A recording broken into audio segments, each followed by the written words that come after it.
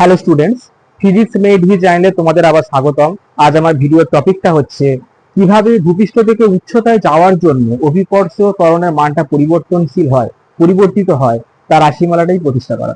দেখো, আচ্ছা, আমরা কিন্তু মহাকর্ষের ফার্স্ট যে ভিডিওটা ছিল, প্রথম যে পার্টটা ছিল, সেখানে লাস্টে আমরা পড়েছিলাম যে ভূপৃষ্ঠে অভিকর্ষ ত্বরণের মানটা, এটা মনে করো পৃথিবীটা আমরা পুরোপুরি আমরা গোলক ধরে নিচ্ছি।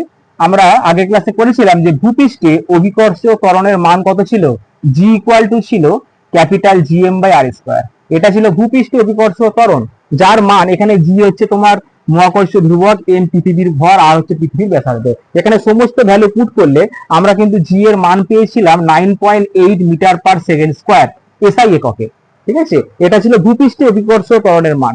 ঠিক আছে, এবার এখানে যে টপিকটা হচ্ছে যে ভূপৃষ্ঠ থেকে উচ্চতায় যাওয়ার জন্য কিভাবে অভিকর্ষ ত্বরণের মানটা পরিবর্তিত হয় তার রাশিমালাটা প্রতিষ্ঠা করবো। কিভাবে পরিবর্তিত হয় সেই সম্পর্কে একটা ধারণা তোমাদের সামনে তুলে ধরবো। দেখো ভিডিওটা। আচ্ছা, আমরা মনে করলাম পৃথিবীর ব্যাসার্ধ হচ্ছে ক্যাপিটাল আর, এটা হচ্ছে ক্যাপিটাল আর, আর হচ্ছে পৃথিবীর ব্যাসার্ধ। এবারে ভূপৃষ্ঠ থেকে, এটা হচ্ছে ভূপৃষ্ঠ থেকে আমরা সাপোজ এইচ উচ্চতায় গেলাম, এইটা হচ্ছে এইচ উচ্চতায়, তাই তো? মনে করলাম ভূপৃষ্ঠ, এটা তো ভূপৃষ্ঠ থেকে এইচ উচ্চতায় পি নামক একটা বিন্দুতে আমরা চলে আসছি। ঠিক আছে, আচ্ছা, আমরা মনে করলাম যে ভূপৃষ্ঠে অভিকর্ষ ত্বরণটা জি, যখন পার্টিকেলটা বা যে কোনো বস্তু এইখানে থাকবে, ভূপৃষ্ঠে থাকবে, তো তখন হচ্ছে অভিকর্ষ ত্বরণটা জি। যখন আমরা এইচ উচ্চতায় পৌঁছলাম তখন মনে করছি অভিকর্ষ ত্বরণ কত, জি ড্যাশ, তাই তো? তাহলে কি বুঝলাম যে ভূপৃষ্ঠ থেকে এই উচ্চতায় যাওয়ার জন্য হয়তো অভিকর্ষ ত্বরণের মানটা সামান্য পরিবর্তিত হয়েছে, সেটা তো জি থাকবে না, জিটা চেঞ্জ হবে, জিটা চেঞ্জ হয়েছে কত, জি ড্যাশ। এটা আমরা ধরে এলাম পি বিন্দুতে, মানে পি হচ্ছে কোথায়, ভূপৃষ্ঠ থেকে এই উচ্চতায় একটা বিন্দু হচ্ছে পি, সেখানে অভিকর্ষ ত্বরণ কত, জি ড্যাশ। আচ্ছা, আমরা আগেই বলেছিলাম যে ভূপৃষ্ঠ অভিকর্ষ ত্বরণ কত, G equal to G M by কত, আর স্কোয়ার। এবারে দেখো, যদি আমরা ভূপৃষ্ঠ থেকে এই উচ্চতায় যাই তাহলে এইখানে যদি অভিকর্ষ ত্বরণ জি ড্যাশ হয় তাহলে জি ড্যাশ এর ফর্মুলা কি হবে, আমরা এর সাথে কম্পেয়ার করব। ক্যাপিটাল জিটা ক্যাপিটাল জি থাকছে, এখানে এম এর জায়গায় পৃথিবীর ভর তো কনস্ট্যান্ট থাকছে, বাই এখানে আর স্কোয়ার। আর মানে কি, পৃথিবীর কেন্দ্র থেকে দূরত্ব, তাই তো? যেহেতু আমরা ভূপৃষ্ঠে বার করেছিলাম অভিকর্ষ ত্বরণ জি এর রাশিমালা, তাই তো? সেখানে কিন্তু দূরত্বের জায়গায় আর হয়েছে, কিন্তু আমরা যখন আসছি ভূপৃষ্ঠ থেকে এইচ উচ্চতায় তখন কিন্তু পৃথিবীর কেন্দ্র থেকে পি এর দূরত্ব কত, আর প্লাস এইচ। এই আর প্লাস এইচ করলে এটাই হচ্ছে পৃথিবীর কেন্দ্র থেকে পি বিন্দু দূরত্ব। তাহলে এখানে যে আর স্কোয়ার ছিল, এই আর স্কোয়ারের জায়গায় কি বসবে, আর প্লাস এইচ এর হোল স্কোয়ার। ঠিক আছে, এইটাই হচ্ছে ভূপৃষ্ঠ থেকে এইচ উচ্চতায় গমন করলে বা এইচ উচ্চতায় পৌঁছালে সেখানে অভিকর্ষ ত্বরণের মান হচ্ছে এইটা। চেক করে দেখো, এটা 1 নম্বর ধরলাম, ভূপৃষ্ঠ অভিকর্ষ ত্বরণটা 1 নম্বর। আর ভূপৃষ্ঠ থেকে এইচ উচ্চতায় গেলে এখানে অভিকর্ষ ত্বরণটা কত আছে, GM by R plus H whole square. Check করে দেখো, একের ঘরে কি আছে, তলাতে কি আছে, আর স্কোয়ার। কিন্তু দেখো 2 নম্বর যেটা পেলাম, জি ড্যাশের যে ফর্মুলা, সেখানে কত পাচ্ছি, তলায় কি আছে, আর প্লাস এইচ এর হোল স্কোয়ার। মানে 2 নম্বরের ক্ষেত্রে কি পাচ্ছি বলতো, হরের মানটা কিন্তু বেশি পাচ্ছি 1 নম্বরের তুলনায়। অর্থাৎ এখানে কিন্তু অভিকর্ষ ত্বরণের মানটা কিন্তু কমছে। কারণ কি, এখানে এই যত বাড়বে তত কিন্তু জি ড্যাশটা কিন্তু কি হবে, কমতে থাকবে। কারণ কি বলতো, যে কোনো ভগ্নাংশের ক্ষেত্রে হরের মান যত কমবে তত কিন্তু ভগ্নাংশের ভ্যালুটা কিন্তু কমতে থাকবে। অর্থাৎ ভূপৃষ্ঠ থেকে এইচ উচ্চতায় গেলে অভিকর্ষ ত্বরণের মানটা কিন্তু কমতে থাকছে, তাই তো? এবারে তোমাদের বার করতে হবে যে এই যে ভূপৃষ্ঠ থেকে এইচ উচ্চতায় অভিকর্ষ ত্বরণ আর ভূপৃষ্ঠে অভিকর্ষ ত্বরণ জি, এদের মধ্যে রিলেশনটা কি, এদের মধ্যে সম্পর্কটা কি। এই সম্পর্কটা বার করতে গেলে আমরা কি করব, 2 নম্বর সমীকরণকে 1 নম্বর সমীকরণ দিয়ে ভাগ করব। এখানে করছি, 2 নম্বর সমীকরণকে যদি আমরা 1 নম্বর দিয়ে ভাগ করি তাহলে পাবো কি বলতো, 2 নম্বরে লেফট সাইডে জি ড্যাশ ছিল আর 1 নম্বরে লেফট সাইডে কি আছে, G, G dash by G equal to 2 নম্বরের ডান দিকে কি আছে, 2 নম্বরের ডান পক্ষে আছে কত, জি এম বাই কত আছে, বাই আছে R plus H whole square, R plus H এর হোল স্কোয়ার বাই 1 নম্বরের ডান দিকে কি আছে, G M by R square, কত আছে, G M by R square. এখানে কিন্তু জিএম কেটে যাচ্ছে, তাহলে আমরা পাচ্ছি কত, R square by R plus H এর হোল স্কোয়ার।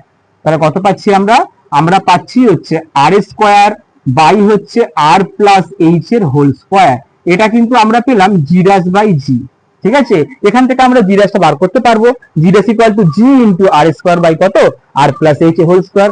যে কোনো অঙ্কের ক্ষেত্রে তোমাকে বলে দেবে যে পৃথিবী পৃষ্ঠ থেকে এইচ উচ্চতায়, এইচটা বলে দিলে যে 1000 কিমি উচ্চতায়, তাহলে এইচ এর জায়গায় 1000 কিমি বসিয়ে দেবে। আর মানে পৃথিবীর ব্যাসার্ধ 6400, তাই তো। আর জি হচ্ছে 9.8, ভ্যালুটা পুট করলে আমরা ইজিলি কিন্তু জি ড্যাশটা কিন্তু পেয়ে যাব। দেখে নাও, তাহলে আমরা ইজিলি এখান থেকে কিন্তু জি ড্যাশটা পেতে পারি অঙ্কের ক্ষেত্রে। তাহলে জি ড্যাশটা কত আসছে, জি ইন্টু কত, জি ইন্টু আর স্কোয়ার বাই কত আছে, বাই আছে আর প্লাস এইচ এর হোল স্কোয়ার। ঠিক আছে, এটা আমরা সেকেন্ড ব্র্যাকেটে রাখতে পারি। ঠিক আছে, এটাই হচ্ছে নির্ণয় সম্পর্ক কাদের মধ্যে, মানে তোমার জি ড্যাশ এবং জি এর মধ্যে। ঠিক আছে, অঙ্ক করলে কিন্তু এখান থেকে অঙ্ক করতে পারো। ঠিক আছে, এই ফর্মুলা দিয়ে অঙ্ক করা যাবে কিন্তু। তাই যেখানে আর হচ্ছে পৃথিবীর ব্যাসার্ধ, তোমাকে বলে দেবে যে পৃথিবী পৃষ্ঠ থেকে 5,000 কিমি উচ্চতায় অভিকর্ষ ত্বরণ কত। তাহলে এইচ এর জায়গায় 5,000, আর এর জায়গায় 6,400 হয়ে যাচ্ছে। তাই যেখানে জি কত 9.8, সমস্ত ভ্যালু পুট করলে আমরা পেয়ে যাব পৃথিবী পৃষ্ঠ থেকে 5,000 কিমি উচ্চতায় অভিকর্ষ ত্বরণের মান কত। ঠিক আছে, ওকে, তাহলে এইটাই হচ্ছে নির্ণয় সমীকরণ, ফর্মুলা। ঠিক আছে, আচ্ছা নেক্সট আমরা আসছি। আচ্ছা নেক্সট আমরা চলে আসছি, তো আমরা এই সমীকরণটা পেলাম, অর্থাৎ এই উচ্চতায় পৌঁছালে অভিকর্ষ ত্বরণের মান নির্ণায়ক ফর্মুলা হচ্ছে এইটা। একটা অঙ্ক দ্বারা দেখা যাক এই ফর্মুলা দিয়ে।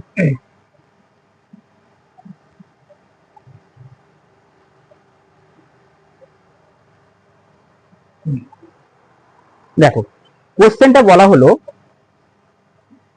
আচ্ছা অন্য একটা চক নি, কোশ্চেনটা বলা হলো ভূপৃষ্ঠ থেকে 3200 কিমি উচ্চতায়, ভূপৃষ্ঠ থেকে 3200 কিমি উচ্চতায় অভিকর্ষজ ত্বরণের মান কত। অভিকর্ষজ ত্বরণের মান কত, এরকম একটা কোশ্চেন দেওয়া হলো। ঠিক আছে, দেখা যাক কি হয়। তো আমরা মনে করিলাম ভূপৃষ্ঠ থেকে 32 কিমি উচ্চতায়, মানে এইটা কিন্তু অ্যাকচুয়ালি এইচ, আমাদের কিন্তু কোশ্চেনে এইচ কিন্তু বলে দিয়েছে, তাই তো। মানে 32 কিমি উচ্চতায় অভিকর্ষ ত্বরণের মান কত, মানে আমাদের কিন্তু জি ড্যাশটা বার করতে হবে।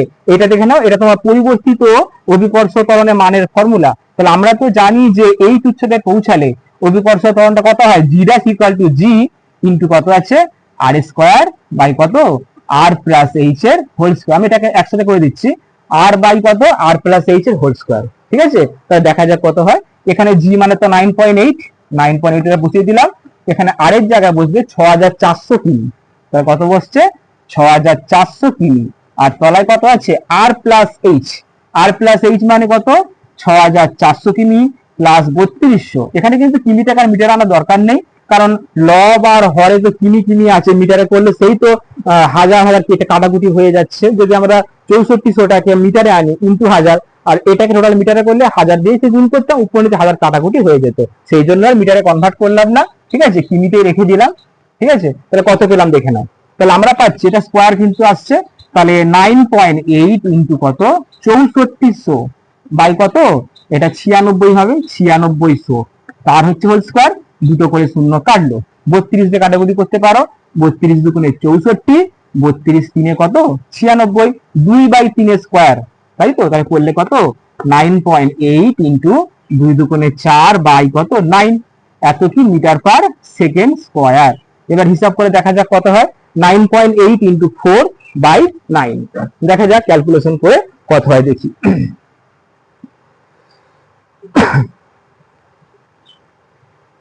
9.8 into 4,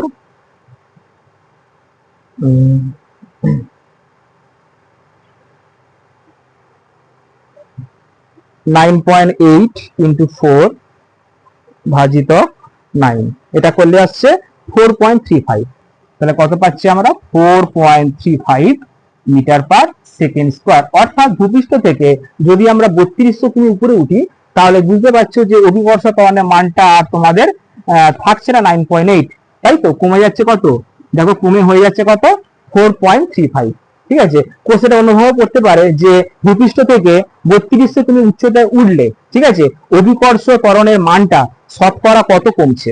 অবশ্যই কমেছে, দেখো শতকরা কত কমেছে দেখে নাও। তাহলে এখানে বলতে পারি যে অভিকর্ষ ত্বরণের শতকরা পরিবর্তন বা শতকরা হ্রাস, তাই তো, শতকরা হ্রাস। ফর্মুলা কি হবে, কতটা কমছে, জি মাইনাস জি ড্যাশ বাই ছিল কত, বাই ছিল জি ইন্টু 100%। এই ফর্মুলা ফেললে তোমরা সহজে বার করতে পারবে যে অভিকর্ষ ত্বরণের মানটা শতকরা কত কমেছে। তাহলে জি এর জায়গায় 9.8 মাইনাস 4.35, আর তলায় থাকছে কত, 9.8 ইন্টু 100%। হিসাব করে দেখা যাক কত হয়। তাহলে কত হচ্ছে এটা, 9.8 মাইনাস 4.35, এটা আবার ভাজিতক 9.8 ভূপৃষ্ঠের যে মানটা ইন্টু 100 করলে আমরা পাচ্ছি 55.61। তাহলে কত আসছে, প্রায় 55.61 এত পার্সেন্ট কিন্তু কমছে। অর্থাৎ ভূপৃষ্ঠ থেকে তোমাদের 3200 কিমি উচ্চতা যদি কোনো বস্তুকে নিয়ে যাওয়া হয় বা তোমরা যদি পৌঁছাও, সেখানে কিন্তু অভিকর্ষ ত্বরণের মানটা কি হবে, মানটা কিন্তু 55.61% কিন্তু কমে যাচ্ছে।